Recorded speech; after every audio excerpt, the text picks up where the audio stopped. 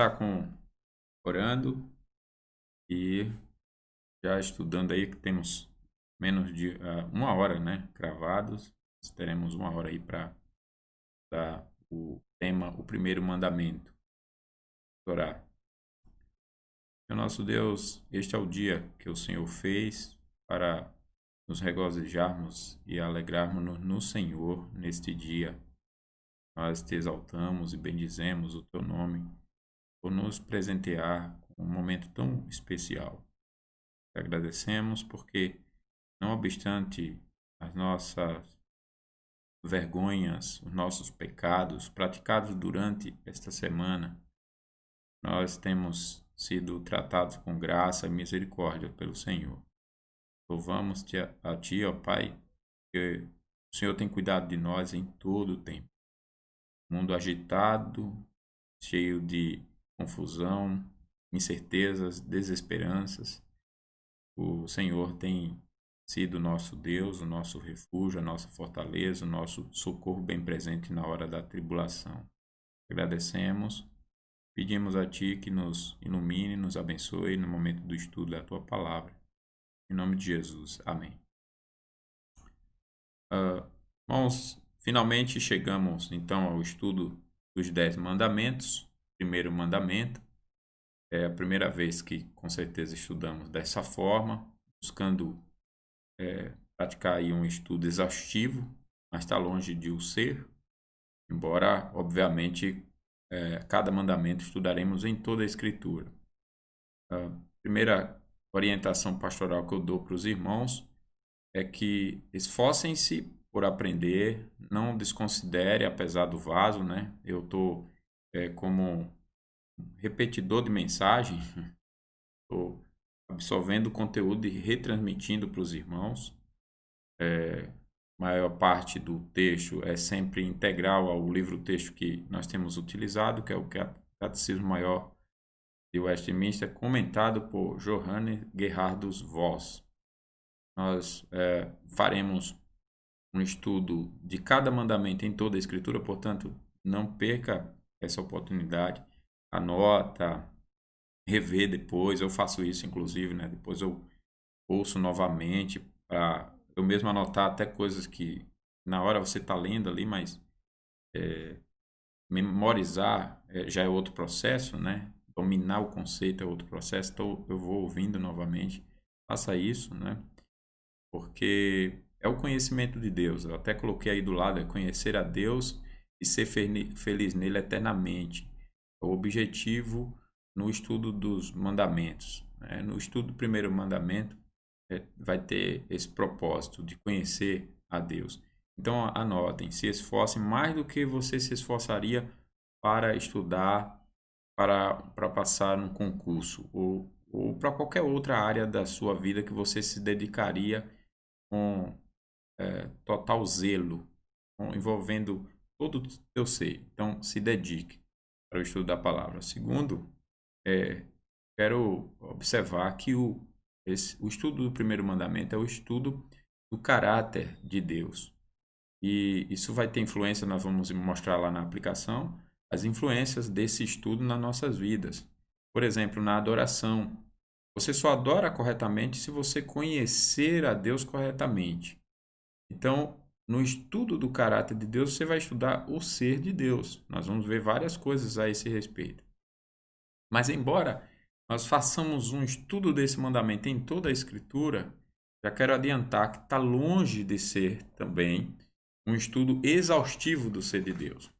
Por exemplo, segundo o que está revelado e o que dá para a gente estudar, vai ficar de fora discussões e diálogos sobre mais, digamos assim, bem elaborado, né? Sobre a existência do ser de Deus, em que sentido Deus é incompreensível, os nomes de Deus, essa relação das pessoas de Deus no ser de Deus. Existe um só Deus em três pessoas, essa relação, a triunidade de Deus.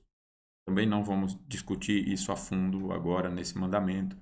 Os atributos de Deus, não estudaremos, embora iremos mencionar, observar uma coisa ou outra, aquilo que é mais necessário para o momento, mas esse tema ficará de fora. Embora o estudo do primeiro mandamento, volto a dizer, é o estudo do caráter de Deus, mas nós não estudaremos exaustivamente o ser de Deus. Muita coisa ficará de fora. O que eu já quero observar é que um mandamento só poderia ser estudado durante um ano, sem problema algum, todas as suas nuances e significados.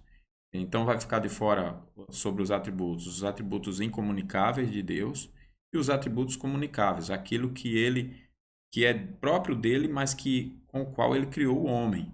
Por exemplo, os comunicáveis, né? O homem ama porque Deus é amor. O homem tem níveis de bondade porque Deus compartilhou a sua bondade com o homem. E esses são atributos comunicáveis. Nós não vamos estudar isso. Não vamos estudar paciência, misericórdia, graça, santidade, justiça, a vontade soberana, o poder soberano, conhecimento, a sabedoria, a veracidade e a fidelidade de Deus. Essas coisas nós não vamos estudar. São os comunicáveis. Os incomunicáveis também não iremos estudar, como a espiritualidade, a independência de Deus, a imutabilidade e a infinidade de Deus.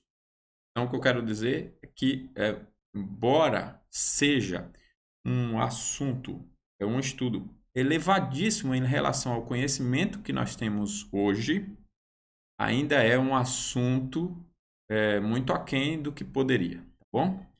Então, muita atenção, não perca tempo, até porque uma das questões que nós vamos ver aqui é que Deus vai cobrar por aqueles que não conheceram a Deus. Ah, mas eu não sabia isso de Deus. Oh, Deus, eu não te servi corretamente porque eu não conhecia a tua vontade. Vai ser punido por isso. Então, esse mandamento vai tratar dessa questão também. E, pela graça de Deus, nós cresceremos em santidade. Vamos então para o nosso estudo. Deixa eu ver aqui se ele não vai travar. Isso. Qual é o primeiro mandamento? Não terás outros deuses diante de mim. Olha só, irmãos. Quantas palavras aí? 3, 6, 7 palavrinhas. Não terás outros deuses diante de mim. Mas isso tem uma significação profundíssima. E eu vou adiantar aqui. Mesmo que eu esteja falando rápido, se eu estiver, vocês podem pontuar o que não entenderem. Mas eu vou dar uma adiantada para dar ênfase onde, para hoje, né, é importante nós termos essas ênfases. Então, vamos lá. Mas qualquer coisa que não entenderem, observe aí, pode já adiantar alguma pergunta, tá bom? Então, não terás outros deuses diante de mim. Quais são os deveres exigidos no primeiro mandamento? A resposta: os deveres exigidos são o conhecer e reconhecer Deus como o único Deus verdadeiro e nosso Deus e adorá-lo e glorificá-lo como tal. Então já é exigido aqui que você conheça a Deus. Deus te fez nascer e te deu um cérebro. E um cérebro sofisticadíssimo. Nunca o ser humano produzirá nada, nenhuma máquina, nenhum computador, nem reproduzirá um ser humano, algo semelhante ao ser humano e algo semelhante ao cérebro humano. Então você tem uma alma, né? Nunca pode morrer, como é a pergunta e resposta lá do catecismo infantil. Então, você sabendo que tem um cérebro e que Deus te qualificou com condições de buscar conhecê-lo, busque conhecê-lo, porque ele vai te cobrar disso. Hoje em dia a gente vê que é muito comum as pessoas dizerem, não, isso é coisa de conselho de igreja, de pastor, ler a Bíblia, estudar a fundo. Não, isso é coisa de crente. Independente, tem crente que é pastor e tem crente e tem não crente que é pastor. Tem crente que é presbítero e tem não crente que é presbítero. Tem crente que é membro de igreja e tem não crente que é membro de igreja. Então, isso é coisa de crente. Se você é crente, você vai buscar conhecer a Deus verdadeiramente. Se não é, Deus vai cobrar pela falta de conhecimento e reconhecimento do único Deus verdadeiro e nosso Deus e de adorá-lo e glorificá-lo como tal. E observe essas palavras, ó. Deveres, exigências, mandamento. Hoje em dia mudam, suavizam para dizer que Deus não é o Senhor e não está exigindo nada. Deus está exigindo sim essas coisas. É exigência. Não importa se nós queremos, se não queremos, se nós temos opiniões contrárias ou não, ele exige exatamente isso aqui: conheça a Deus. Ah, mas só se eu tiver prazer, só se Jesus mudar meu coração. Não há dúvida que sem a obra de Cristo você nunca vai conhecer a Deus. Mas o próprio Jesus, que era o autor da obra, ele também batia nessa tecla. Ele repreendia a falta de arrependimento e ele dizia: arrependam-se. Né? Então, é uma obrigação nossa e nós temos que entender isso. Entender que Deus está nos responsabilizando e exigindo de nós essa resposta positiva. Pensar e meditar nele, lembrar-nos dele, altamente apreciá-lo, honrá-lo, adorá-lo, escolhê-lo, amá-lo, desejá-lo e temê-lo.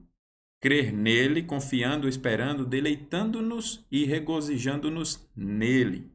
Ter zelo por ele, invocá-lo, dando-lhe todo louvor e agradecimentos, prestando-lhe toda a obediência e submissão do homem todo, do homem inteiro. Então, a obediência não pode ser uma parte, 10%, 30%, 50%, nem 99,9% do ser humano.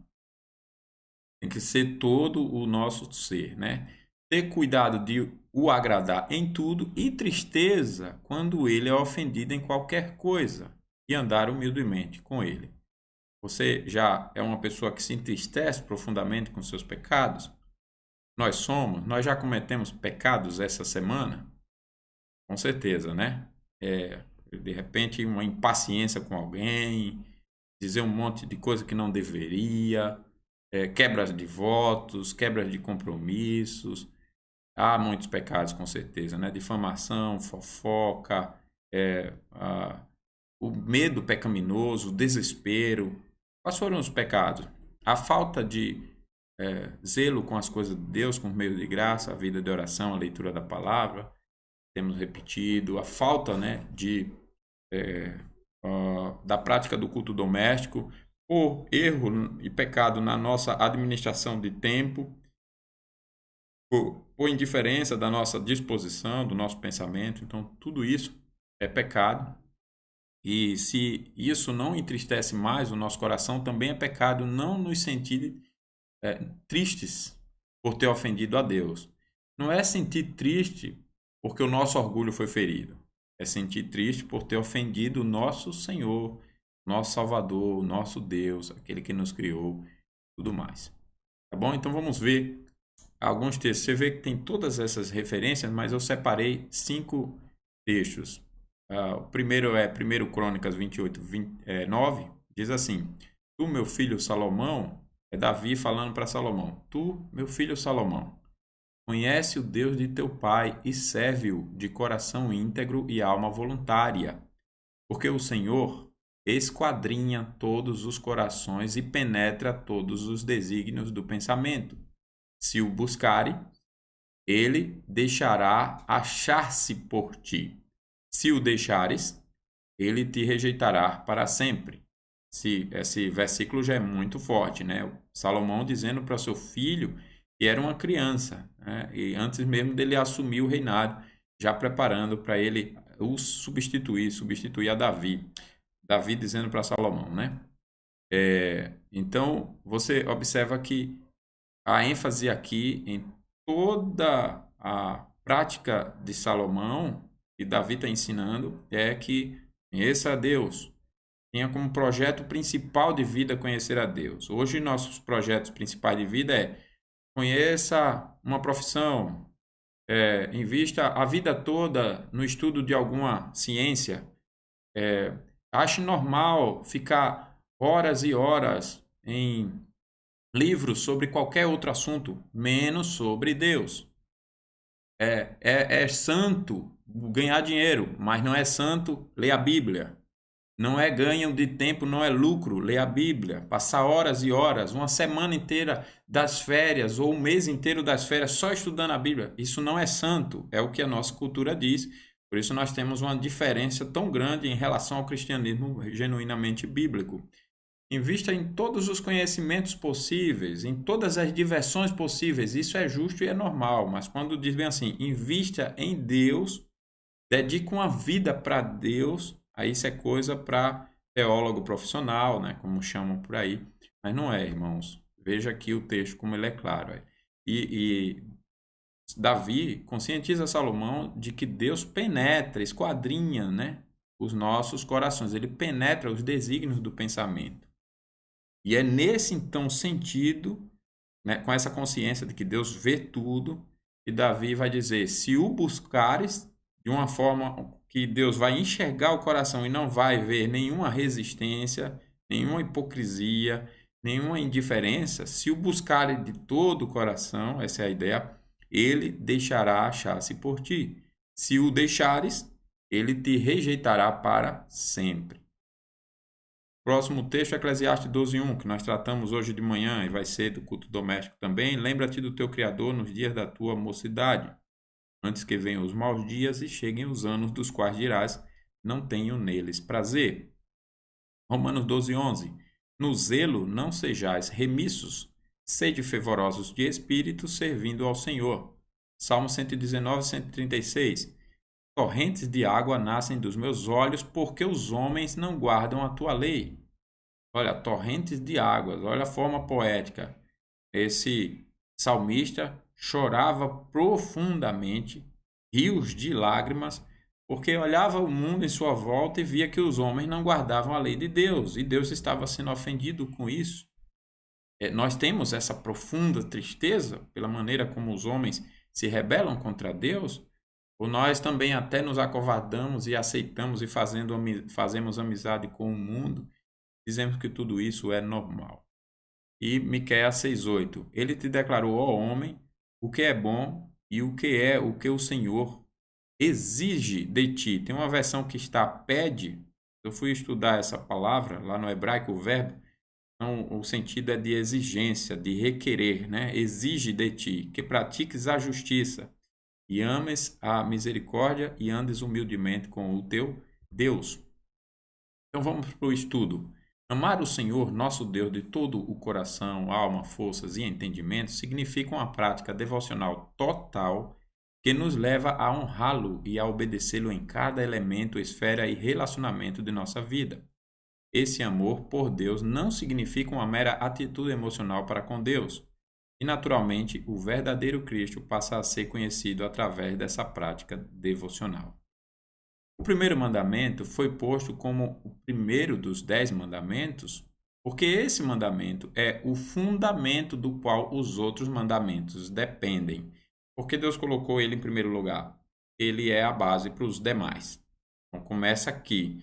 Você ama Deus, né? Se você não tem outro Deus diante de Deus, então você não vai fazer para ti imagem de escultura, você não vai tomar o nome de Deus em vão, você não vai esquecer do dia de sábado, pelo contrário, você não vai desonrar as autoridades, né? Hoje é mais comum e sofisticado, as pessoas se orgulham de desonrar a autoridade, você não vai matar ou assassinar, né?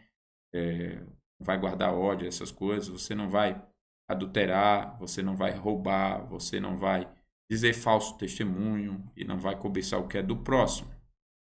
Então, a nossa obrigação para com Deus é a fonte e a base de todas as demais obrigações. É a obrigação primária e fundamental da nossa vida. Somos obrigados a reconhecer a Deus como o Deus verdadeiro e nosso Deus, porque Ele é o nosso Criador. Foi Ele quem nos fez e não nós a nós mesmos, muito menos o acaso, como afirma a fé de alguns. Também porque Deus é o Redentor, que livra o seu povo do pecado e do inferno. Por essa causa, qualquer pensamento sobre ser independente de Deus é rebelde, ímpio e maligno. Preste bem atenção, porque nós vamos daqui a pouco aprofundar, especialmente quando aprofundar esse entendimento de um ser independente, um pensamento sobre ser independente de Deus. Nós vamos aprofundar no estudo do ateísmo. Nós vamos ver brevemente sobre o ateísmo daqui a pouco, e isso vai ficar muito claro, porque às vezes nós temos um conhecimento de Deus, é o que nós vamos ver lá, até defendemos o Deus da Bíblia, temos, portanto, essa consciência e essa fé, porém a prática, o estilo de vida é diferente. E por esse estilo de vida diferente, na prática, nós somos ateus. É o que nós vamos ver lá sobre o ateísmo prático. Aquela pessoa que Confessa tudo, mas não vive. Então é o ateísmo prático. Mas vamos ver, vamos continuar aqui. Sempre seremos dependentes de Deus. O relacionamento entre criatura e criatura perdurará por toda a eternidade. Jamais pode ser modificado.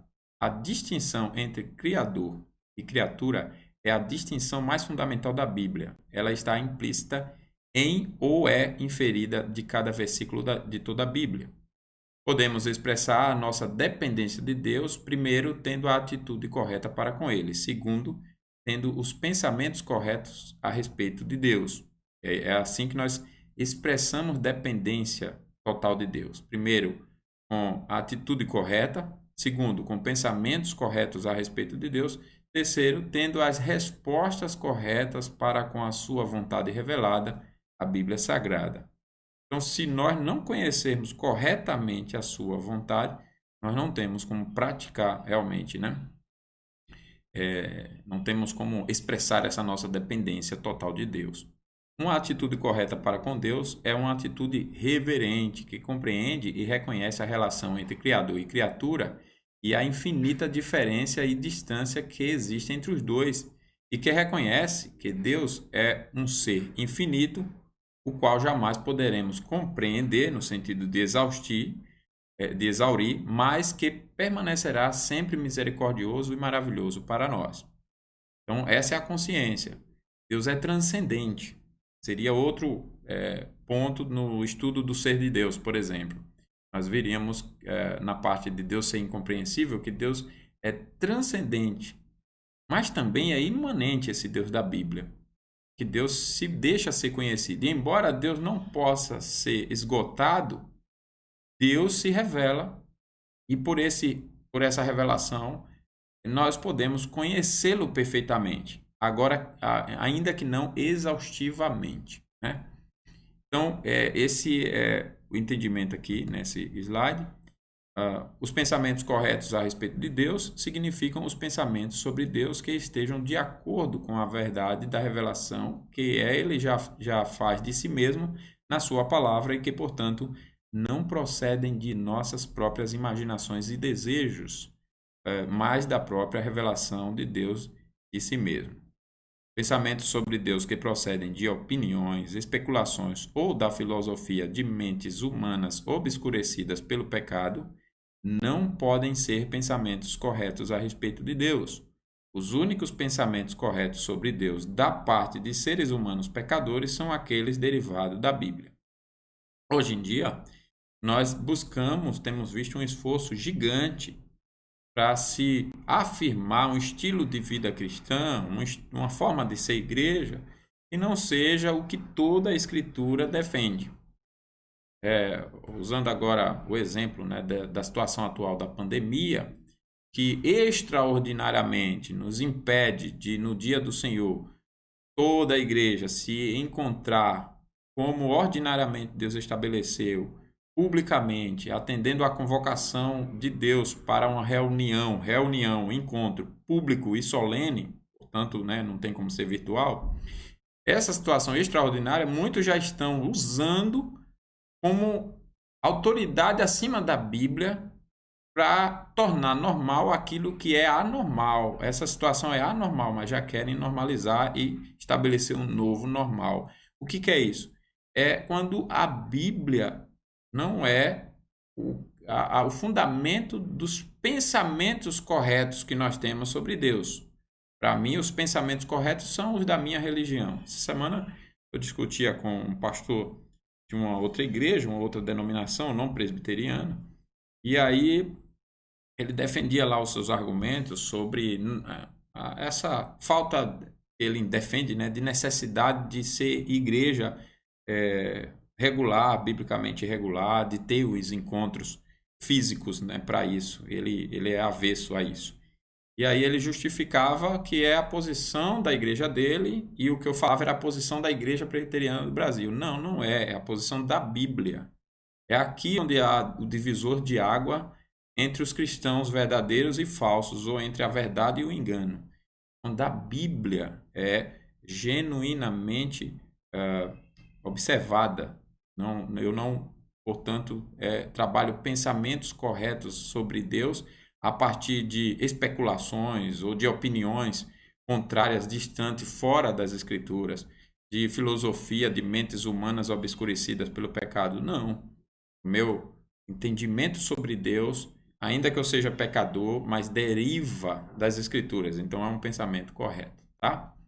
As respostas corretas à vontade revelada de Deus são a disposição consciente e fervorosa para obedecer a tudo o que Deus ordenou e repudiar a tudo o que ele proibiu em sua palavra, de modo que a Bíblia seja de fato o guia da nossa vida. Sobre esse ponto, coincidentemente ou providencialmente, né, a meditação do livro que eu tenho do Charles Spurgeon é um livro sobre devocionais diárias. E a devocional de hoje, do dia de hoje, do período da manhã, que são duas devocionais, uma para amanhã e outra para a noite, é justamente sobre esse ponto aqui, de você amar tudo que Deus ama e odiar tudo que Deus odeia. Interessante, né? Vocês leram lá, vocês receberam, deve ter lido toda a devocional. Então, é exatamente isso. Quando eu tenho uma resposta correta à vontade revelada de Deus, é quando eu tenho essa disposição de amar tudo que Deus ama e repudiar tudo que ele proíbe. Algumas das grandes verdades assumidas no tema sobre a vontade de Deus, conforme apresentado até aqui, são a existência de Deus. Essa é uma verdade. Deus existe. E ele existe como a palavra de Deus revela e como a luz da natureza também. A doutrina da criação, essa é outra verdade. A personalidade de Deus, Deus é um ser só em três pessoas misteriosamente. E a responsabilidade moral do homem para com Deus, foi o que nós vimos até aqui. Vamos para a aplicação? Resumindo os deveres exigidos no primeiro mandamento, observamos que ele exige de nós uma devoção de Deus suprema, completa e de total abrangência, de modo que o nosso relacionamento com ele seja o mais alto e o mais importante fato de nossas vidas. Se considerarmos a nossa relação com Deus uma questão secundária ou um detalhe de menor importância em nossas vidas, nós nem sequer começamos a levar a sério o primeiro mandamento. Então, eu não posso achar que é muito justo, muito correto eu estudar para um concurso o dia inteiro, mas tá errado, é para quem não tem o que fazer, estudar a Bíblia e reservar tempo de oração. Quem pensa assim, nem sequer começou a levar a sério o primeiro mandamento. Eu não posso achar que é muito justo eu ter um mês de férias e fazer o que eu quiser, que já é errado, né? É pecaminoso, porque Deus não deu tempo para isso. Não que seja errado ter momentos de lazeres justos e trabalhos justos, mas não é correto eu pensar de uma forma independente das Escrituras e eu achar correto que eu posso ter um mês inteiro de férias para fazer o que eu quiser. Mas é extremamente errado eu ter um mês inteiro para ler a Bíblia, estudar e buscar a Deus. Quando você olha para, por exemplo, os crentes da Antiga Aliança, quando eles estavam bem com Deus, como é que era a vida? Eles observavam a lei de Deus. Então, eles trabalhavam e tinham lazeres de forma justa durante os 6 dias da semana, mas eles realmente tinham um estilo de descanso bíblico daquele dia, de muita adoração, Deus reverente, as famílias acordando, falando sobre Deus, adorando a Deus, as crianças ali aprendendo, não era outro assunto, era Deus. Não se falava de política, da família dos outros, de programa de televisão, de nada, nada, nada. Se falava sobre Deus. Não se buscava ver filme, desenho, ou seja lá o que for de outra natureza, não tinha, né? Mas é só parafraseando, né? Não se buscava outro assunto, era Deus. E aí eles trabalhavam 6 anos para descansar um ano inteiro. Também era assim, e era sempre Deus como o centro. Você vê como é importante conhecermos o primeiro mandamento para até nos examinar. De que maneira nós temos considerado a nossa relação com Deus? Uma questão principal ou secundária? É só analisar os sentidos bíblicos e ver o estilo da nossa vida. Se a gente disser assim, mas eu não tenho tempo, mas a vida é isso, mas a vida é aquilo, estuda a vida de Salomão. Ele tinha poucas obrigações, Davi tinha poucas, Mas veja, estudou, escreveu como ninguém nunca escreveu, estudou como ninguém nunca estudou, e tinha tempo para tudo, e a vida era centrada em Deus. Até a rainha de Sabá, quando foi lá visitar, testemunhou isso, né? Todo o seu reino, toda a sua liderança era tão abençoada, todas as áreas estavam preenchidas com Deus, o povo se alegrava em Deus, tudo era Deus, nada do que ele fazia era para outro propósito, nada, mas para Deus. E ele era um pecador como eu, como você, tanto que no final da vida teve pecados sérios, né? A Bíblia vai ser no finalzinho da vida mesmo, né? E a Bíblia não esconde isso, mas também ela não deixa de falar, observar, destacar o estilo santo de vida daquele fiel servo do Senhor. Vamos continuar então. Quais são, a pergunta 105. Quais são os pecados proibidos no primeiro mandamento? Então, na pergunta 104, se tiver alguma pergunta, compartilha aí para a gente não entrar com outros assuntos, tá? Que a gente já trata até aqui. Então, enquanto alguém escreve, se for escrever, eu já vou adiantando aqui o assunto. Quais são os pecados proibidos no primeiro mandamento? Aqui eu já quero adiantar com vocês o seguinte: pecados, nós vamos ver, tanto pecados como deveres, nós vamos ver, dependendo do mandamento como esse, apesar dele ser curto, mas ele tem uma abrangência muito grande, como eu disse, os 10 mandamentos é um resumo, são um resumo, melhor dizendo, o seu entendimento, o entendimento de cada mandamento, nós vamos observar em toda a Bíblia. Então, por isso a resposta é tão grande. Sendo assim, nós vamos dividir. Eu já vou começar a estudá-lo hoje, mas os próximos domingos nós estudaremos os demais. Então, nós temos aí marcadas 5 divisões, onde elas começam, na verdade, com esse destaque amarelo, tá bom? Nós vamos ficar só no primeiro destaque, mas agora eu vou ler toda a resposta. E você acompanha aí no seu catecismo, ele deve ter uma palavra ou outra diferente do que eu estou usando uma versão online, mas é o mesmo sentido e todo mundo já fica assim entendido. Nós vamos dividir essa resposta para estudá-la com calma.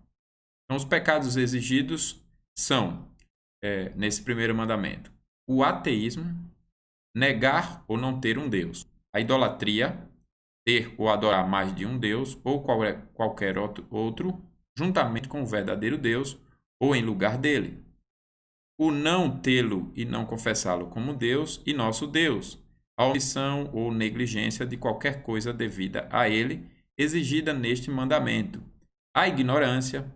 Tem gente que se orgulha, né? Não, mas eu não faço porque eu não sei isso sobre Deus. Mas a ignorância é um pecado gravíssimo nesse mandamento. O esquecimento. Eu esqueci de Deus. O esquecimento é pecado. As más concepções, as falsas opiniões sobre Deus. Hoje em dia é o que mais a gente vê, né? As pessoas se colocam como doutores da palavra de Deus, sem estudar corretamente. Então, falsas opiniões são pecados. Os pensamentos indignos e ímpios quanto a Deus. Essa é a primeira parte. O pesquisar audaz e curioso dos seus segredos, tem pessoas que querem ter resposta do que Deus não responde. Isso é pecado. Toda a impiedade, todo o ódio de Deus, egoísmo, espírito interesseiro e toda a aplicação desordenada e imoderada do nosso entendimento, vontade ou afetos e outras coisas, e o desvio destes de Deus, em tudo ou em parte. A vã credulidade, a incredulidade, a heresia, as crenças errôneas, a desconfiança, o desespero, a resistência obstinada e a insensibilidade sob os juízos de Deus, a dureza de coração, a soberba, a presunção, a segurança carnal. Eu estou salvo, perdoado, mas é uma coisa só carnal, pecaminosa, não está realmente. O tentar a Deus, o uso de meios ilícitos, a confiança nos lícitos, os deleites e gozos carnais, um zelo corrupto, cego e indiscreto, a frieza e o amortecimento nas coisas de Deus, o alienar-nos e apostatar-nos de Deus, o orar ou prestar qualquer culto religioso a santos, anjos ou qualquer outra criatura, todos os pactos com o diabo, o consultar com ele e dar ouvidos às suas sugestões, seja essas sugestões vinda diretamente dele ou vinda de outras pessoas da cultura, né, de outros comportamentos e até igrejas. A gente tem que estar bem atento e conhecer tudo isso. O fazer dos homens senhores da nossa fé e consciência, né?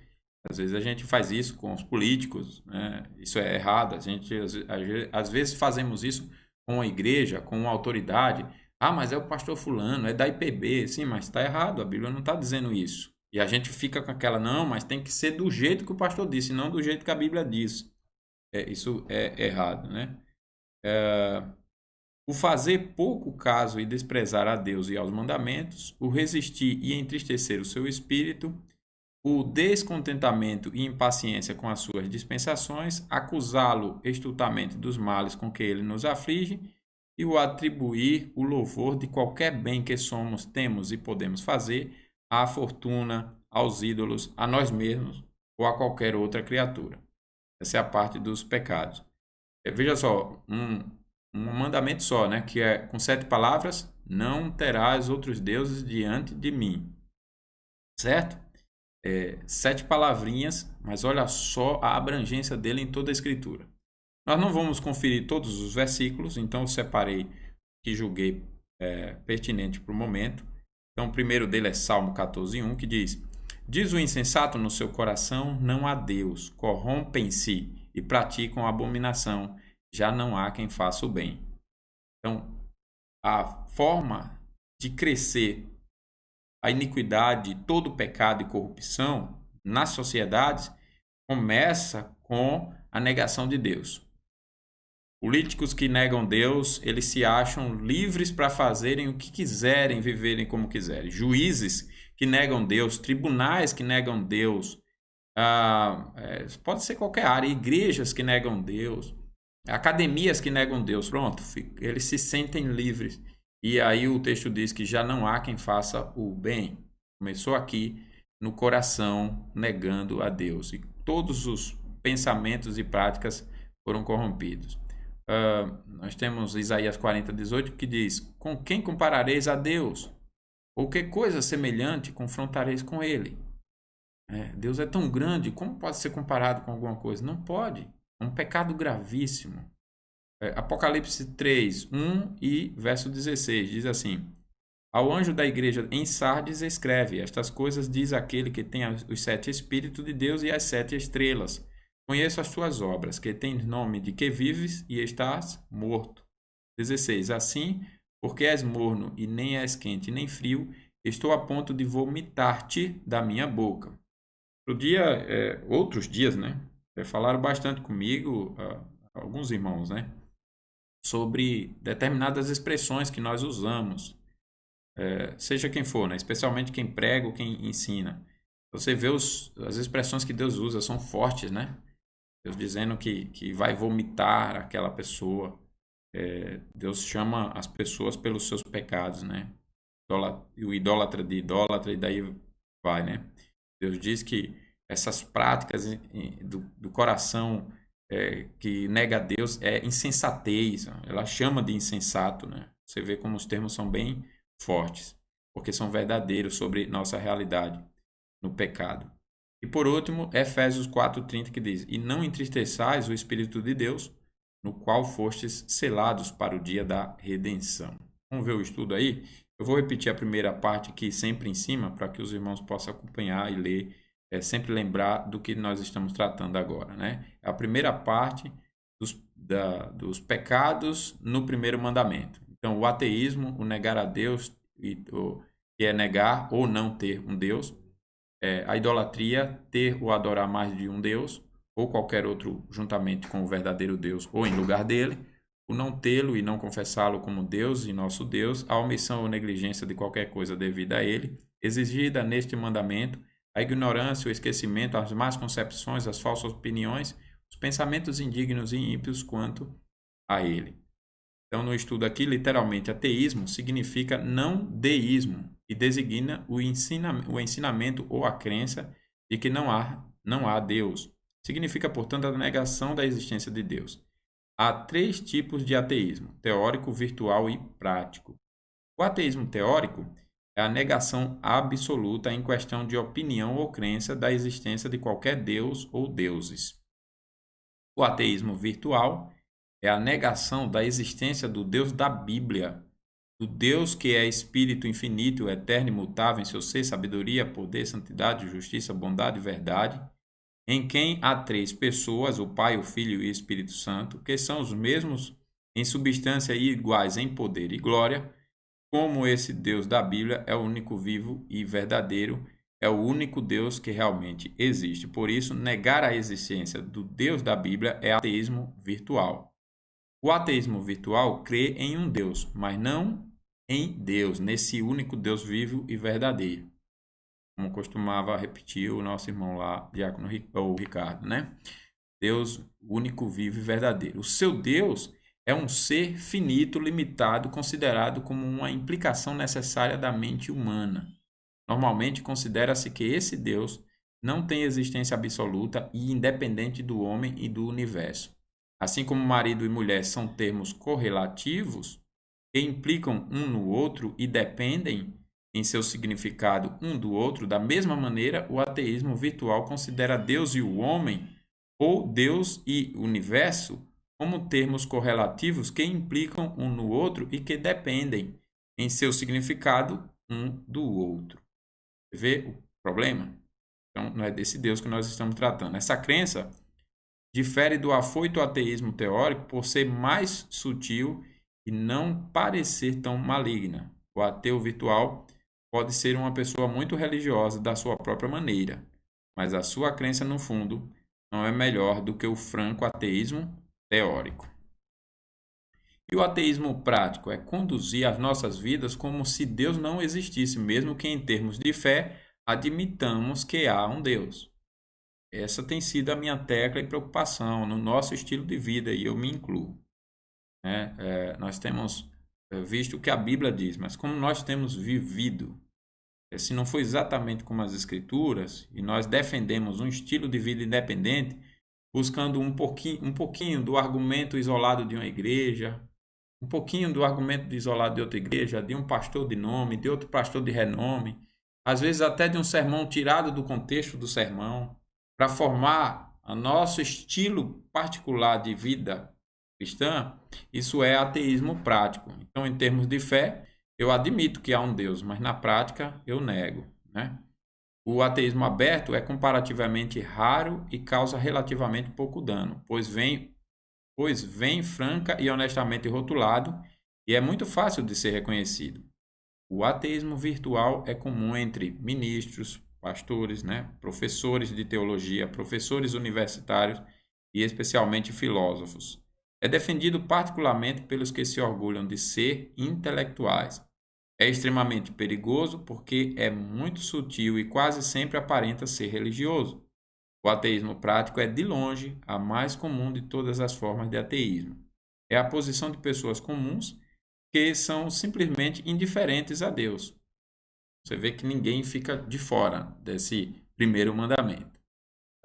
Idolatria significa literalmente a adoração de imagens ou de Deus ou deuses pelo uso de imagens. Seu sentido na Bíblia é amplo e abrangente, fazendo o termo incluir o politeísmo, a crença de mais de um Deus. Eita, errei bastante aqui, né? O ateísmo é pecado terrível, porque Deus é o Criador de todos os homens e o ateu recusa-se a reconhecer ou a honrar o seu Criador. Essa relação entre Criador e criatura é a relação mais fundamental da Bíblia e da vida humana. Quem nega o mais fundamental de todos os relacionamentos é alguém completamente perverso e maligno, pois chegou ao limite de negar a Deus que lhe deu vida. Tranquilo, irmãos? Até aqui, seguindo, ter mais de um Deus ou ter qualquer outro Deus em vez do Deus verdadeiro ou até uma caricatura do Deus verdadeiro é um pecado terrível, porque a natureza da relação do homem com o seu Criador é de tal ordem que o verdadeiro Deus demanda a sua total e indivisível devoção e fidelidade. Dividir a nossa devoção religiosa e dar parte dela ao verdadeiro Deus que nos criou e parte a alguma outra pessoa ou objeto de culto é extremamente ofensivo a Deus. Ou Deus tem tudo ou não tem nada. É assim que Deus trata. Oferecer-lhe parte da nossa fidelidade e serviço é desonrá-lo e ofendê-lo. Aqui nós já podemos dizer, é por isso que nós precisamos de Cristo, mas até nesse ponto temos que ter cuidado com a nossa idolatria, sofisticando um estilo de vida no pecado, porque esse entendimento já pode dizer o seguinte: nós precisamos de Cristo para não viver esse padrão de vida. Nós podemos até concluir dessa forma. Cristo é só para mostrar que nós somos reprovados.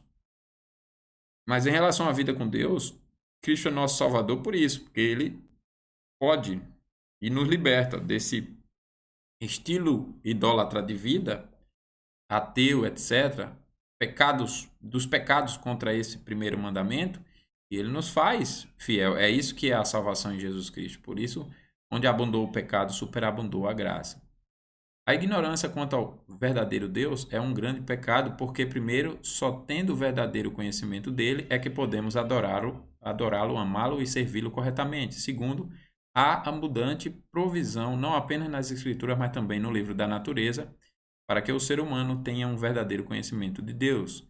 E é ignorante quanto a Deus, já desconsiderou ou usou erradamente a revelação que o próprio Deus faz de si mesmo e manifesta que não quer ter realmente um verdadeiro conhecimento de Deus.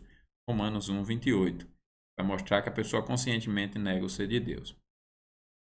Estudo 4. Esquecer-se de Deus é um grande pecado, porque os nossos enganos, erros e falsas ideias sobre Deus não brotam meramente da falta de inteligência, mas da queda da raça humana no pecado que não apenas endureceu os nossos corações e nos inclinou para todo tipo de maldade, mas que também obscureceu e perturbou as nossas mentes, de sorte que deixamos de discernir a verdade e caímos vitimados por todos os tipos de erro. Toda ideia falsa ou pensamento indigno sobre Deus emana do pecado, não apenas do nosso pecado individual, mas também da queda da raça humana no pecado pela transgressão do pecado de Adão contra Deus. E estudo 5. Para as opiniões sobre Deus, devem ser considerados dois direitos, direito moral e direito civil. Ninguém tem o direito moral à sua própria opinião sobre Deus. É importante observar isso aqui. Prestem bem atenção para a gente entender, porque hoje em dia as pessoas dizem: eu tenho o direito de pensar sobre Deus o que eu quero, eu tenho o direito de dizer de Deus e viver o meu estilo de vida cristã. Não. O direito moral você não tem. Você não tem direito moral de ter a sua própria opinião. Não temos o direito moral de crer em nada que seja falso a respeito de Deus ou de crer a seu respeito de forma diferente da que ele se revela nas Escrituras. Esse direito moral nós não temos. Tanto é que a condenação eterna no fogo do inferno para sempre vai ser eterna para sempre, né? Vai ser justamente por quebra do direito moral que nós não temos. Não temos uma liberdade desse direito moral, né? Na verdade, eu tenho uma obrigação moral. E foi o que nós vimos no estudo das 8 regras. Tá? Então, quanto aos direitos civis, quem tiver ideias falsas sobre Deus tem o direito civil de ter a sua falsa crença sem que sofra a interferência de seus concidadãos ou do Estado. Isso aqui sim. Se é um direito civil, ok. Então, na hora que você quiser viver o seu direito civil, se desligue da igreja, né? Não assuma um compromisso com a igreja verdadeira. Mas não faça voto de dizer: eu quero servir a Deus como cristão verdadeiro, mas ao mesmo tempo eu quero defender um direito civil. Não. Agora veja que coisa interessante. Isto é, o governo civil não tem o direito a nenhuma ingerência sobre os pensamentos e crenças das pessoas e não pode perseguir nem punir ninguém por falsas crenças e nem mesmo por ser ateu, por ser ou não por ser. Essa pessoa, contudo, terá de prestar contas a Deus no dia do juízo. Cremos, no entanto, que o magistrado civil pode corretamente, por causa do direito civil, proibir a propagação pública do ateísmo e da negação da responsabilidade para com Deus. Isso podem um órgão civil, ao recusar a autorização para o estabelecimento de uma corporação cujo propósito seja divulgar publicamente o ateísmo, não está, na verdade, infringindo as liberdades civis ou religiosas. O sucesso de uma tal corporação resultaria na destruição dos fundamentos morais da sociedade humana e do próprio Estado. As liberdades civis e religiosas não dão o direito de se tentar destruir a própria base da civilização humana. Então, irmãos, aqui nós concluímos bem em tempo, né, o nosso estudo. Eu tenho algumas aplicações separadas aqui. Estou usando, entre outros conteúdos, um livro que eu quero sugerir para os irmãos. Eu trouxe ele aqui, vou mostrar para vocês. O Ser de Deus e Seus Atributos. Um livro muito bom. O melhor que eu li a respeito. Eu gosto. Esse aqui é do Heber Carlos de Campos. Ele tem um filho com o mesmo nome, né? Então nós chamamos Heber pai e Heber filho, né? O outro é Júnior. O outro é filho. E um outro autor que eu gosto muito sobre os atributos de Deus é o Arthur W. Pink. Tem vários outros autores, mas se você comprar esse aqui, ou então até o do Arthur W. Pink, você já encontra até PDF livre para isso, sobre esse tema, ou e-books baratinhos, é excelente. Eu sugiro, estude. Esse aqui, o Ser de Deus e Seus Atributos, né, é excelente para você conhecer a doutrina do Ser de Deus, né, corretamente. Vou fazer aqui as aplicações, depois dou uma olhada nas perguntas, tá? Então veja a primeira aplicação aí. Considerando que o único modo de se conhecer a Deus hoje é mediante o estudo de seu caráter, conforme revelado nas Escrituras, estude-o com afinco e dedicação, como o estudo mais importante da sua vida. Eu conversava com algumas pessoas sobre a importância do tema, né? Deus e Jesus Cristo salvação como central nas nossas vidas. Por exemplo, na relação pai e filho, ser o maior presente que o pai transmite para o filho. Hoje nós nos preocupamos até com a melhor educação.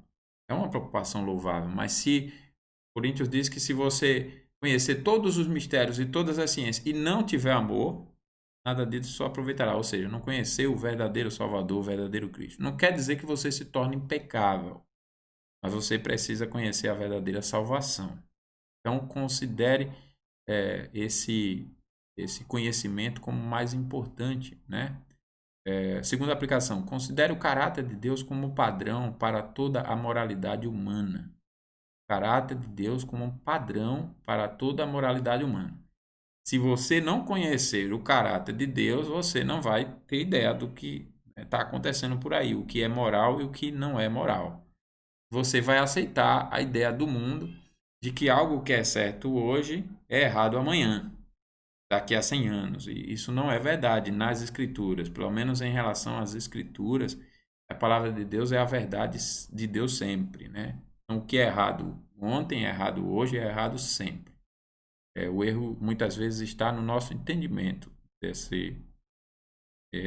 desses conceitos bíblicos.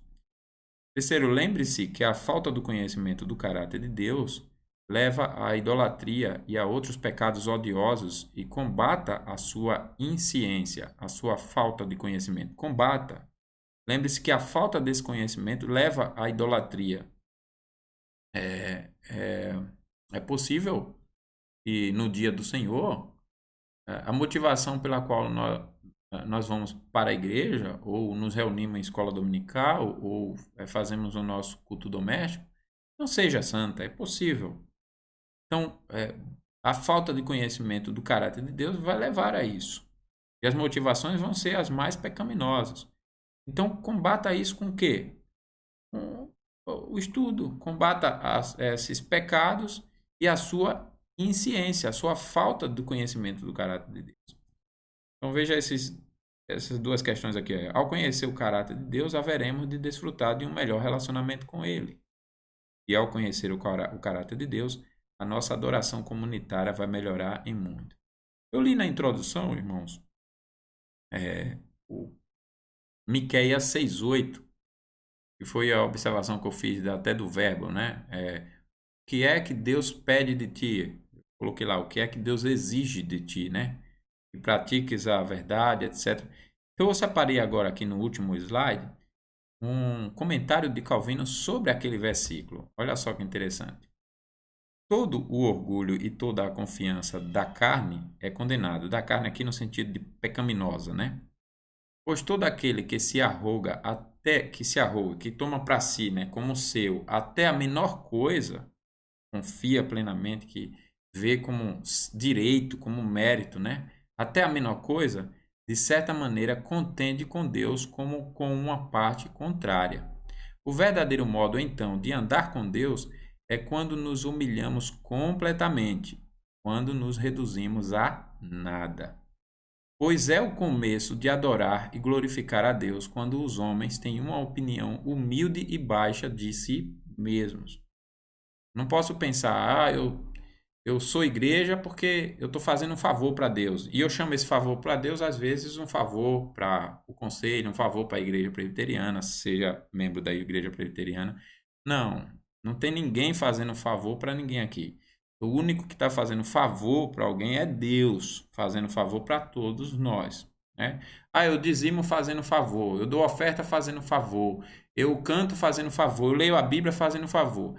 Podemos até às vezes não dizer isso, mas na prática, a maneira como nós nos envolvemos, ela claramente diz isso. Eu vou se eu quiser, se eu não quiser, eu não vou. Eu digo não à vontade, eu não me envolvo. Isso são formas de eu mostrar esse lado de achar, que Calvino coloca aqui como arroga até a menor coisa, né? De achar que eu tenho direitos para com Deus. E eu não tenho direitos, irmãos.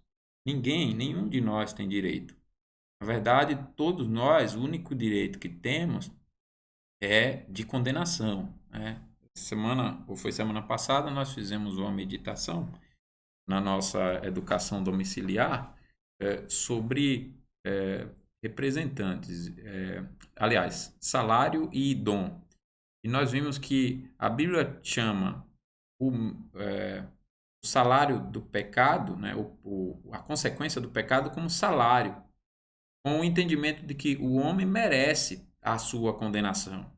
Merece. É a única coisa que o ser humano merece, e é a eterna condenação no fogo do inferno para sempre. A Bíblia fala exatamente isso.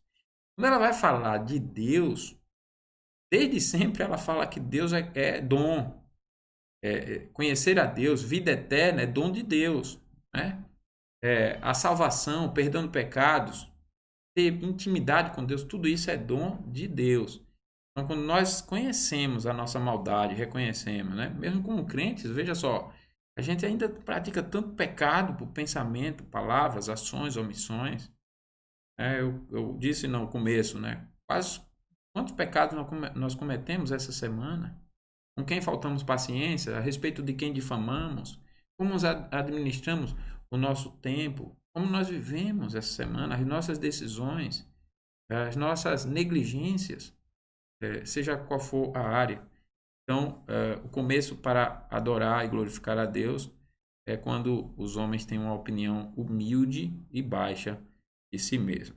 Não devemos pensar nem além nem a quem, né? Então, eu sou um crente, não devo negar que sou para dizer que sou mais humilde do que os outros, né? Eu tenho que pensar biblicamente a meu respeito, né? Nem além nem a quem, mas em relação a Deus, eu não mereço nada. Esse é o ponto.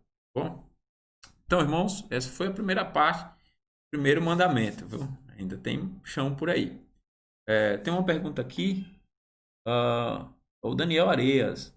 O Deus das igrejas que só pregam curas de saúde, prosperidade, curas espirituais, é uma forma de idolatria? Com certeza, Daniel. Você pega esse Deus caricaturado aí, não é o Deus da Bíblia. Observe o Deus do livro de Jó, que é o Deus de toda a Bíblia, né? Esse pessoal não prega o livro de Jó com integridade, né? Não prega esse mandamento em toda a escritura lá para a igreja deles, por quê? Porque não combina.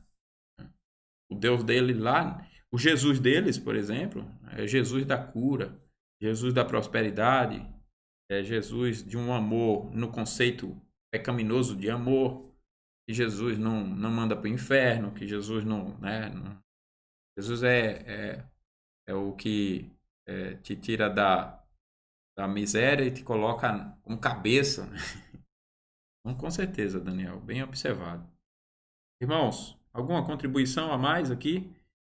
Teve irmãos que chegaram depois, né? Quem chegou depois? Oscar Angelini. Bom dia. Eu estive juntos. Juntos de onde? Não entendi a frase.